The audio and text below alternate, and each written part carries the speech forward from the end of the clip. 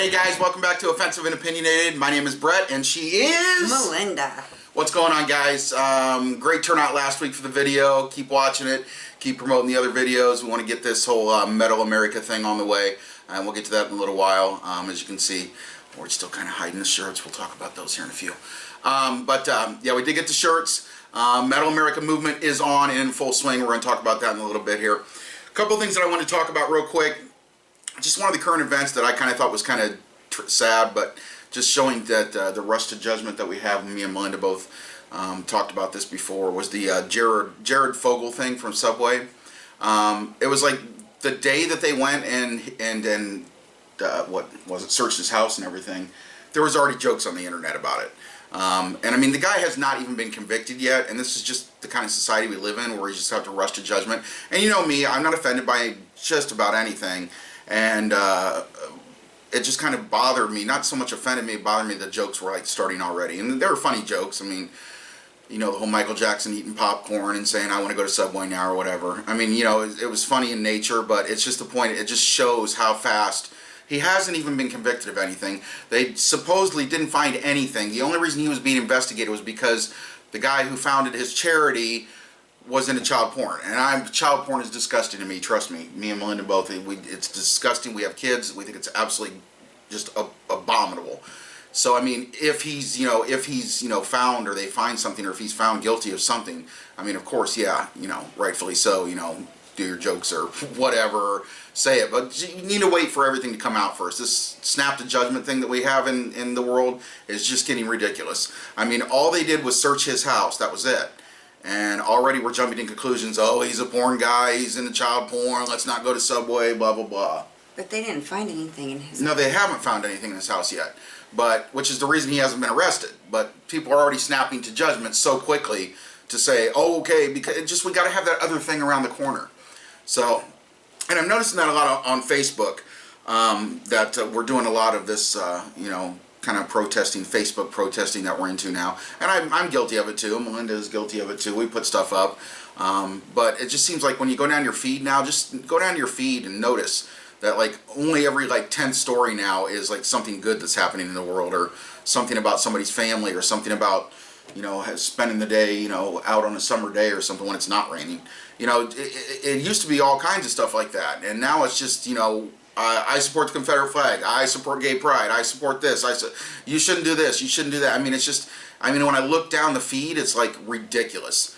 And it's not, I don't think it's at all what it was meant to be. I think it was more of a social organization and a communication. Find your old friends. Yeah, find your old friends, have fun, and communicate. So I haven't been going on there a ton. Yeah, I wanted, the Jared Fogle thing just really bothered me, because this is just the type of thing that we do where we just snap to judgment and already say, okay, he's convicted, signed, sealed, delivered, hang him by a noose outside the courtyard, and you gotta just, we need to slow down and take time in this world, and look at things and look at the big picture, because that's what we should be doing every day. Oh, by the way, our mascot today is George Lynch from Dockin'. Never unchain the night. Yeah, anyhow, so George Lynch from Dockin' is joining us today, and we got a few things to talk about. We had kind of a movie week here at the house. Yes. One of the movies, let's segue into current event, or out of current events, but kind of into them, but in another way. And I think Melinda's going to agree with me on this. We did discuss it. We watched Ted 2. And I thought it was hilarious. I thought it was actually better than the first one. I really enjoyed Ted. And I was like, Ted 2, didn't think I was going to enjoy it that much. But I really enjoyed it. I thought it was funny, and I thought it was funnier than the last one. What did you think of it, baby? I thought it was funny. You liked it? Good. Yeah. Yeah. It was pretty hilarious. Pretty funny things being showed. Yeah, it was. Seth MacFarlane really is no holds barred with his comedy, and I like that. And trust me, I'm not offended by any of it, but I just think it's funny, and this is how we're going to switch to like current events for movies. I think it's funny how with Family Guy, which is Seth MacFarlane, Ted 2, and even with the Cleveland Show, some of those jokes, especially Ted 2, some of those jokes were very, very racist. Extremely racist. And I just think it's odd how in society we let our kids watch Family Guy. We don't, but some other parents do. we let kids watch Family Guy and stuff because it's a cartoon, and I don't think a lot of parents have even seen, you know, what it is that aren't fans of the show. But it's not appropriate. yeah, there's a lot of racist jokes in Family Guy and in the Cleveland Show, which I think is funny because Seth MacFarlane's white, he's the writer. The guy who does Cleveland's voice is white, and he writes the Cleveland Show too. There's racist jokes in that. There was racist jokes in Ted too, but it's like when it's done by a cartoon or a fuzzy stuffed cute bear, nobody seems to mind. Nobody seems to care. If a comedian or somebody was doing those same exact jokes, people would be up in arms about it and just, you know, going wild about it. And I mean, we got to look at everything from all angles. I mean, like I've said before, you're probably not going to know my standpoint on things. I'm just pointing things out. Melinda knows my standpoint. She knows how I feel. I don't really tell a lot of people how I feel about certain things. I'm just here to point them out and to show you the irony and the hypocritical attitude in our society with things. It's just some of the jokes in the movies and Family Guy just astound me. It's like, how do they get away with this? Same with South Park for that matter. And it's because they're cartoons. And I'm sorry, but you know, those cartoons don't write themselves. They're still written by people, and most of them are, you know, white people. And I don't understand why nobody gets shit for that. And I'm not saying they should get shit for it. I'm just pointing different things out. Like I said before, pointing different things out. But anyhow, and that brings me to the Amy Schumer case, which she knows that I've been an Amy Schumer fan for a long time, and now she's starting to get flack already. At first, she was, you know, held up as a big deal because she didn't care about her size, which she's not that big anyway. But she didn't care about her size. She, you know, didn't care about her sex life. She would, you know, spread it all over about what a, you know, supposed, you know, easy girl she is, which I don't think a lot of it's true. It's for the act, but anyhow, I just thought it was wrong that they're already starting to push the whole racism thing on her now too. I have to tell you that I was listening to Amy Schumer years ago, at least 5 years ago. I was listening to her first album, 4 years ago maybe. And I have loved her comedy for ages. And she's always been like that. But now all of a sudden that she's getting big because of her show and because of the movie that's coming out that everybody knows is going to be funny, which it probably will be hilarious, she's getting a lot of attention. And so now people are starting to pick at her for being racist. And it's ridiculous because she was doing the same humor 4 years ago when none of you knew who she was except for a few, you know, underground comedy fans like myself and me showing her to Melinda and stuff like that. So she's always been doing this, and it just goes to show you that once you get famous, it's like you can't do anything anymore at all. It's like Jerry Seinfeld was saying, you know, we talked about that before. You cannot just do the comedy you used to be able to do. It's too PC. And I mean, if metal Americans are here to do one thing, it's to get rid of the PC in America because we can't stand it. Who cares if you don't like something? Don't watch it. Don't view it. Don't listen to it. Change the channel. We have freedom in this society, and I know that's the old standby. You know, change the channel if you don't like it, but it's true. It's simple. Change the channel. If you don't want your kids watching it, then put a lock on the kids' TV.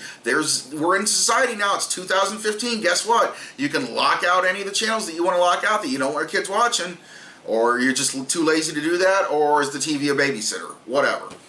Either way, it's just getting more and more ridiculous, and I think a lot of the comedians are getting tired of it because a lot of them are starting to speak up, and such as not just comedians, but such as this Friday, which is when this video will be released, Ted Nugent and Kid Rock are supposed to have a song about the Confederate flag because they're basically saying "kiss my ass." Well, we all know Teddy Boy's going to say that because, you know, Ted doesn't give a shit, which is kind of why I like him. But yeah, so, you know, he's getting shit. They're both getting shit for using the Confederate flag. So they're gonna, you know, they're gonna do something about it this Friday, and they're gonna have that song out. So we'll have to check that out and see what that sounds like. Yeah, but us Americans are supposed to stick together. Yeah, and exactly. It's just becoming. You're allowed to have your own opinions.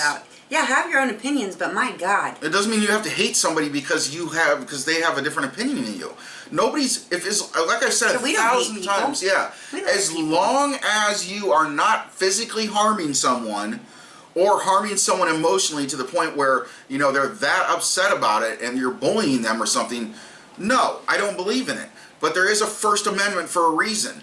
If something pisses you off, then make your stand and say, this pisses me off, but don't try to keep it away from everybody else in the world. We shouldn't shut things down just because one person's offended by it, or one person's going to come out and say, or one group. yeah, exactly. I mean, it's just ridiculous. But we talked about this before on the show. Let's get to some good stuff. So just keep fighting out there, America, and keep your First Amendment opinions, you know, keep them out in the open, and let's see what you're talking about, because you shouldn't be fearful of offending anybody. You really shouldn't. They're your own opinions. You're not killing anybody. As long as you're not standing over them with a gun, yelling, you know, racial epithets or whatever. I mean, just, you know, speak your mind or whatever. I'm not saying be hurtful towards people, but we are all allowed to have opinions. So, The Wolf Pack, which we just got done watching. I was really excited about this movie because I watched it over the weekend when she was working, and I wanted her to see it. I wasn't sure if she'd be interested in it or not. It turns out she was really interested in it. I suggest for any film fan at all, to watch this movie. It's a documentary, and it's basically about these, how many kids are there? Six? It's about these 6 kids who grew up in New York City in a Upper or Lower East Side apartment building, and they never went out their whole lives almost. Never went outside. He was 15. They were, yeah, until the one kid was 15. That's when he finally went outside. But since they were, because their father pretty much, I wouldn't say imprisoned him, because he doesn't come across as a horrible guy. He just comes across as kind of a enforcer and kind of a guy that's trying to protect his kids. And that's what they say. Yeah. He is very overprotective. Yeah, exactly. So he can get 2 points from this movie. Yeah, I agree. But the thing about it is that what they did was they spent all their time recreating their favorite movies. They would watch their movies over and over, recreating them in painstaking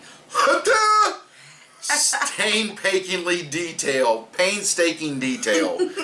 They make their own guns out of cardboard. They did everything out of. They made a whole Batman suit out of cereal boxes and a yoga mat, and I mean, it looks cool. I mean, and it's just, I won't tell you how the movie ends, but it's really good. They have an imagination, which is what's wrong with our kids today, is that it's all about social media and play your games and don't have an imagination. I mean, these try to do with ours. Yeah, these kids hadn't even seen like a computer or anything like that. You know, they didn't know anything. I mean, they went in the movie. They go out to their first movie. They go out. They get their first movie ticket, and these kids are like 15, 14. I mean, it's the first time they ever been in a movie theater. Yeah. Yeah. I interrupted her. So I was trying to get her. But anyhow, so yeah, it's a really, I recommend it for anybody. It's on VOD right now, which is video on demand. Well, it's like their father introduced them to movie and music. Yeah. So that was what their life was. Exactly. That's what their life became. Yeah. Yeah. And it's just, they can play instruments, and they can create their own movies. It's really cool, and it has a really good ending and everything, and it really kind of makes you feel for these kids and what they've been through. Because, I mean, it's not like they were through horrible stuff, but, I mean, imagine never going out, ever, you know, for all your entire life and never being able to experience. I mean, they're homeschooled and everything. And I mean, it's just amazing because they, you know, they experience, like, you know, looking at grass for the first time and going to the park and the beach for the first time. And it's just amazing because it's not like these were people that were locked up in a prison. They were just in their home and they just never went out. So, yeah, I recommend, that's like 4 stars definitely. I recommend this movie called The Wolf Pack. If you don't want to pay for it on video on demand, it'll probably be on video in here in a couple months. But it's a really good documentary. It's probably my favorite documentary I've seen this year. The next order of business. See, we watched Ted 2. We said we liked that. We watched Spy. What did you think of Spy? Not my favorite Melissa. Yeah, I was not impressed. Movie. I was really not, sorry, and I love her so much. I was a little disappointed because, man, I don't know. And now I'm really weirded out about Ghostbusters because this is the guy that wrote and directed Ghostbusters too. He's the one that's writing and directing the new Ghostbusters, and this is his first movie that he did that wasn't like just a regular comedy movie. It had like spy stuff in it and like a little action in it. And now I'm kind of worried about Ghostbusters because the other movies that he did, like he did Bridesmaids, he did no, he didn't do Tammy. He did the other. What was the other one she was in? Bridesmaids, and the other one that we liked so much. Not Tammy, but with Sandra Bullock, The Heat. Oh God, that was hilarious. Yeah, I think his name's Paul Feig or Paul Feig, whatever. I don't know how to pronounce it. He's directed and written most of these movies, and when he has an ensemble cast of women, I think it's great. Which is, you know, kind of cool with Ghostbusters. He does have an ensemble cast, but just the way that I saw the action and stuff performed, and the way that the movie was different from his regular comedies he does, I'm not too sure about Ghostbusters now. There wasn't much in it. Yeah, and it wasn't a Melissa McCarthy. No, it wasn't. It wasn't. It just really wasn't. I don't know. I was kind of disappointed, but I mean, teach his own. There was funny bits in it, but I don't know if I'm going to watch it again. Yeah, it wasn't horrible. Bad. It wasn't horrible. Wasn't what we expected it to be. Yeah, I agree exactly. So I mean, take your chance on it, Spy, if you want to see it. It might appeal to some of you, it might not, whatever. But yeah, we're not going to praise it. I like Ted 2 better. I think she would probably agree, even though she likes Melissa McCarthy, because Ted 2 was funny. It was pretty freaking hilarious. Yeah. But a couple things we're going to talk about here real quick. Of course, as you see, Melinda's going to stand up for you. We do have the official Metal American shirts on. I'm not saying the design's not going to change here and there, but yeah, we do definitely have them. So if the lovely model Melinda will step up here, come over here, babe. Pull your hair back. These are the Metal America shirts, and they say Metal America up here. Got, of course, the horns right there, and then we turn around. Thank you, Melinda, whose hair is so long you can't see it. We turn around and it says, "I'm so metal, I bleed mercury." So these are the official Metal America shirts. Get in on the movement. Get yours now. That's what we're going to talk about right now, how we can do that.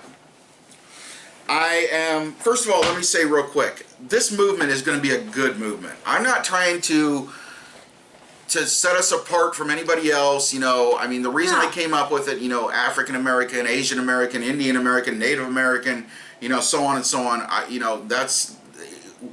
want to have our own thing. I mean, I want to be recognized as Metal Americans, that we appreciate metal. And what I think is cool about Metal Americans, and we're not saying that, it's not like any kind of, I don't want to get any connotations that it's any kind of racist group or that it's any kind of group where we don't like a certain select people or anything like that.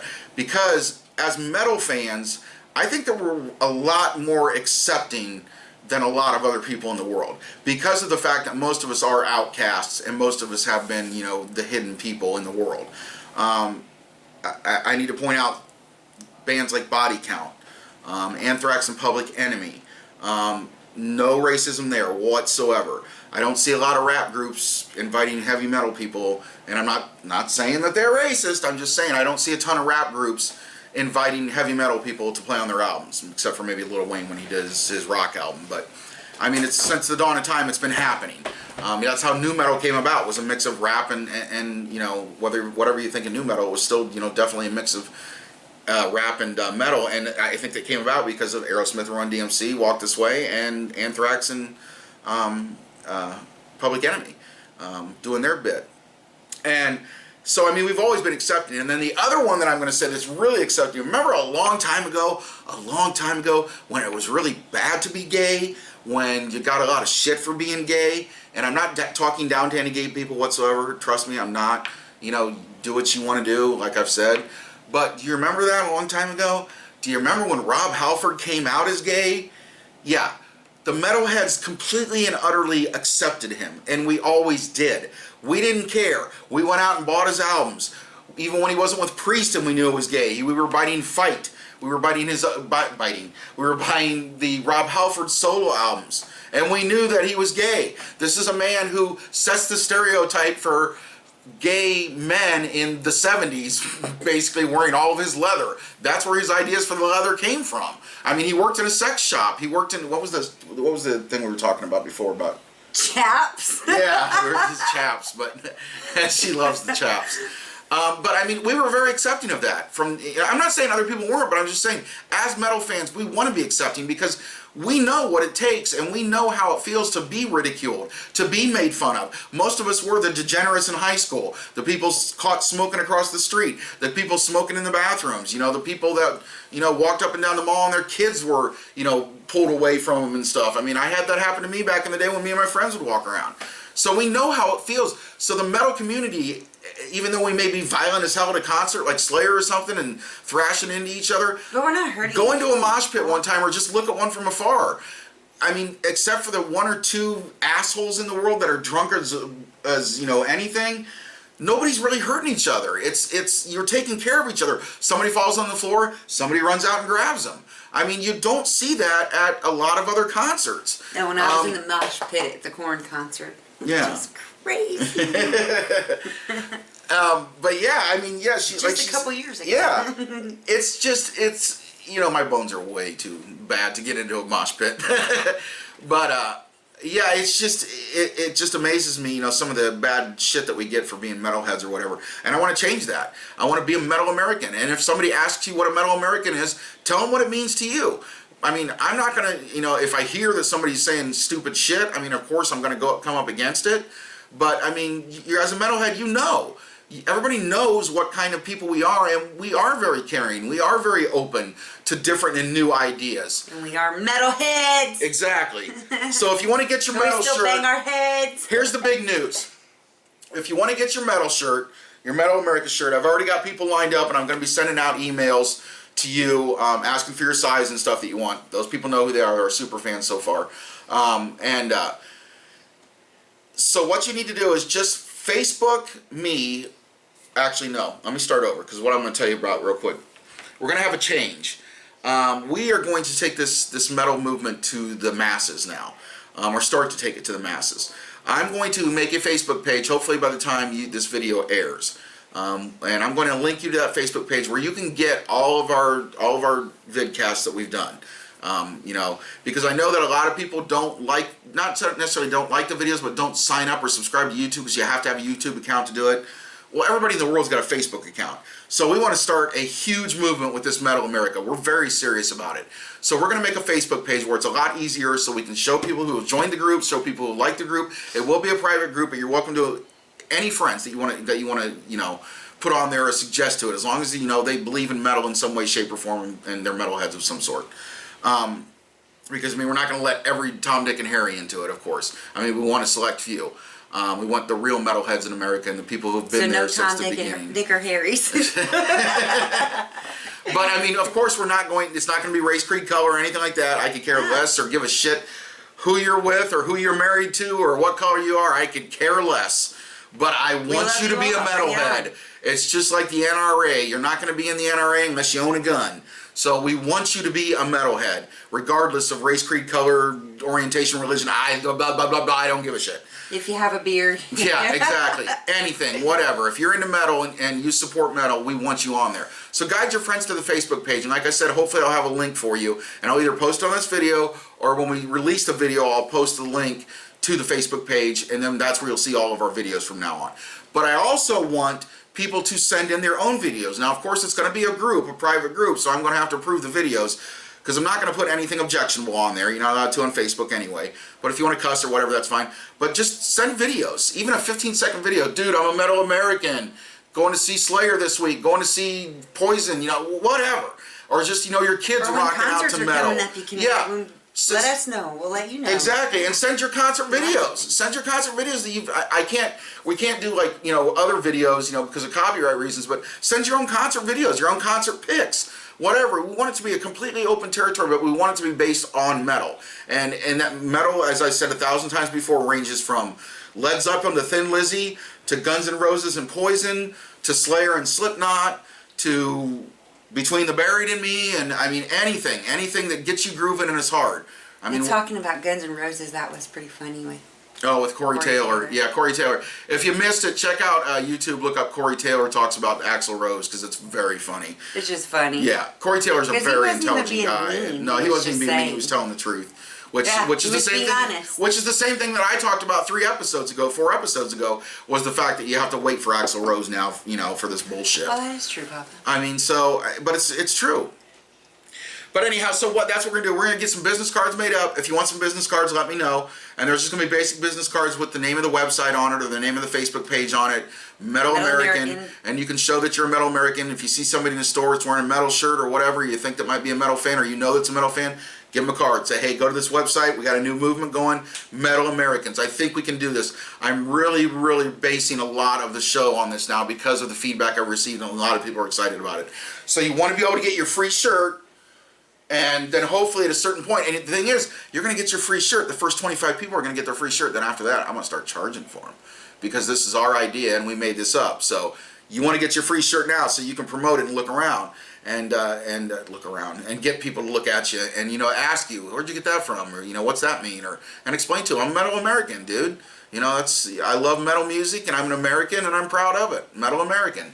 So there you go. How we doing on time, baby? Do you know? About 5 minutes. About 5 minutes? So what do we do now for 5 minutes? I thought we had something else to talk about. What? Oh, I know. Guess who's going to be at Wetzel? Oh, Bret Michaels is going to be at Wetzel if anybody cares to go.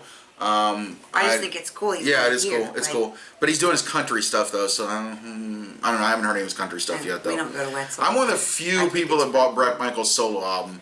I had to special order it. Oh, and by the way, Chris Holmes. Go to chrisholmesofficial.com and you can get a cool Chris Holmes t-shirt that we just found out about. And you can also get an personally autographed copy of his CD. And I want that just because Chris Holmes is the coolest in declining Western civilization. Which brings us to the last thing. First person to email me that's interested in this, I will give this to you. I will hand deliver it to your home or whatever. It is the Metal Years that I owned. It is it's a bootleg, but it's a perfectly good DVD copy. So if you want to watch the Metal Years, want to share it with your family or other metalheads and you want it. It is a DVD, not a Blu-ray. It is a DVD, not a Blu-ray. The only reason I'm giving it away is because now I do have the Blu-ray. So, but you can have your chance to see it, take a look at it, and then share it with other people, get it circulating, because it's a great movie. So the first person that does actually legitimately email me and say, Bret, I'm a metal American and I want that fucking Metal Years because I've never seen it or I want to see it again. Okay? So that's another thing. More free shit. Come on, people. Free stuff. Free stuff. Free stuff. All right, that was dumb. So anyway, that was the show for today. Next week, we are going to have a special guest, my friend Fred. He's going to talk a lot about the stuff that happened at Comic-Con. I know we're going to fight about the new Joker, Jared Leto, because I think it looks pretty amazing, and I've already heard that he's not impressed with it. Yeah, so we're going to talk about Suicide Squad. We'll talk about the new Batman vs. Superman trailer and this new Star Wars stuff that looks really, really good. A lot of practical effects being used, which is really cool. Yeah, so he'll be talking about Comic-Con, and maybe we'll get him into a little bit of the Illuminati and the FEMA camp stuff and that dangerous stuff you're not allowed to talk of because the government might hear you. So we'll get into that kind of stuff, but Fred's going to be here next week. Probably going to expand it to an hour show just for that. When we have guests, we probably will expand it to an hour show. Still looking for Kevin Smith to get back with me. So if you see Kevin Smith at the Kevin Smith is his Twitter. Tweet him 1,000 times. Diesel, Jim, I know you use Twitter all the time. I know you can do it for me. So get the last episode to him so we can interview Kevin Smith. Looking for a couple other people to interview, different reasons, different ways, different things. Yeah, for your local music, go to vitalmusicbuzz.com. Check out JB on Barbershop Saturday nights from 9 to 1 a.m. And that is on ZRX. And you can check him out on T102 on the Country Channel in Lima on the mornings. And he's a great guy. Just got back from country concert, so I'm sure he'll have a lot of stories this week. Yeah. So, metal up your ass. Do what you do, as I say. And as long as you're not hurting anybody, voice your opinion and say what you want to say.